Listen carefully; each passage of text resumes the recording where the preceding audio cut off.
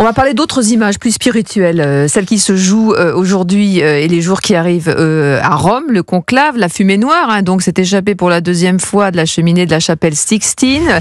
Les cardinaux n'ont donc toujours pas trouvé de successeur au pape François lors de cette deuxième journée. D'autres votes cet après-midi. On va parler de ce qui se joue et de ce que vous inspire justement ce conclave et ce futur pape.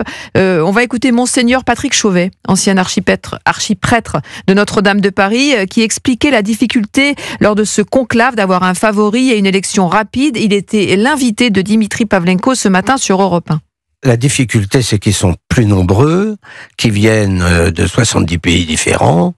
Il a dû sortir hier au moins 4 ou 5 noms. Ça sert à ça le premier vote, pour voir un peu les profils. Alors ensuite...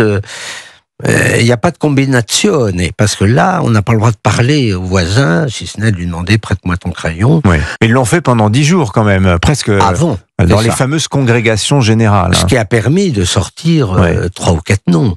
Parce que sinon, s'il n'y avait pas eu de discussion, comme ils ne se connaissent pas, chacun vote comme ça un petit peu, et donc c'est pas possible.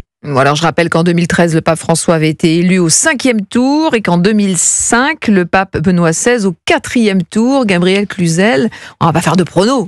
Non, j'en serais bien incapable. Mais voilà, qu'est-ce qui peut émerger selon vous de ce conclave ? Non, mais c'est difficile de le dire. Mais déjà, il n'est pas certain, il est probable, mais il n'est pas certain que tout se termine demain. En quel cas, ça pourrait être renvoyé à la semaine prochaine. Je crois qu'il y a une journée de repos samedi, après ça reprend dimanche. Alors c'est vrai que l'idée serait d'avoir un pape pour dimanche, pour la messe de dimanche. Mais bon, rien n'est certain parce que quand on regarde un peu plus loin dans le passé, il y a eu des conclaves plus longs.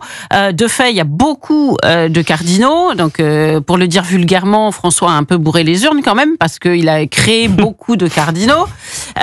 Donc, ce qui pourrait laisser imaginer qu'il y aurait plutôt un cardinal progressiste comme lui, son fils dit progressiste sur le domaine. Il y a souvent un effet balancier, voilà. C'est-à-dire un progressiste, un conservateur. Comme il a eu quand même une forme assez brutale, vous savez, certains l'ont comparé, mais c'était pas si idiot, dans sa gestion à Donald Trump. Ça avait l'air d'être la carpe et le lapin, mais il y avait une façon assez brutale de gérer ses affaires, et certains même qu'il avait élu ou qui a été nommé par lui n'ont pas forcément envie de continuer dans ce registre. Alors il y a tout le spectre, ça va du cardinal Sarah, très conservateur, au cardinal Zuppi, je crois, l'italien. D'ailleurs, plus les Africains sont en général très conservateurs et les Européens pas du tout.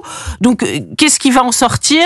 C'est très difficile de le dire. Moi, je suis très frappée, en tout cas, par le faste et l'esthétique. À part la couronne d'Angleterre, je crois que personne n'est capable de produire ce genre de choses. Et c'est vrai que reconnaissons que cette fumée blanche, c'est merveilleux. Si on le savait par mail, ça serait beaucoup moins séduisant. C'est vrai que la force du sacré, vous avez vu cette procession dans la chapelle Sixtine, le Veni Creator, la litanie des saints, c'était merveilleux. Olivier d'Artigol. Nous verrons sur les 2 derniers conclaves, cela s'est en effet joué en 48 heures. Là, c'est un conclave un peu singulier parce qu'ils sont 133 cardinaux électeurs. Jamais il y a eu un tel 52 chiffre. Européens, 22 Asiatiques. Ils se connaissent peu parce que 80% d'entre eux ont été nommés. C'est leur premier conclave. Il y a eu en effet un très grand nombre de nominations par François. Les congrégations générales normalement permettent de connaître un peu plus, et c'est vrai que s'il n'y a pas une élection rapidement, c'est-à-dire il y a 2 tours le matin, 2 tours l'après-midi, ça veut dire qu'il y a un blocage, c'est-à-dire que personne n'arrive à émerger de manière très forte et très très remarquable. Et le message est quand même celui de l'unité de l'Église. François a en effet secoué la curie romaine. Ça a été un pontificat où les choses n'ont pas été apaisées. Il avait, je veux pas dire management, mais il était très autoritaire, tout le monde le dit. Oui, il avait. Et donc, il peut y avoir des profils, y compris de cardinaux nommés par François, mais qui peuvent avoir envie de retrouver, notamment vis-à-vis de la curie romaine, des relations plus apaisées. Il y a le profil de Paroline, qui était le numéro 2, pour résumer, de François, qui peut émerger. Et si c'est pas lui, parce qu'il est présenté comme un favori, on dit souvent qu'on rentre pape, mais on ressort cardinal. Mais il y a eu parfois des favoris qui ont été élus. Ça a été le cas de Pie XII, de Paul VI ou y compris Benoît XVI qui en 2005 était le favori. Les prochaines non, il n'était pas favori, mais il était préfet de la doctrine. Donc, disons qu'il faisait partie des papabilés, mais il n'était pas favori. Et merci beaucoup. Prochaine fumée aux alentours de 19h. Ça tombe bien. Il y a un repas soir avec Pierre Demillo.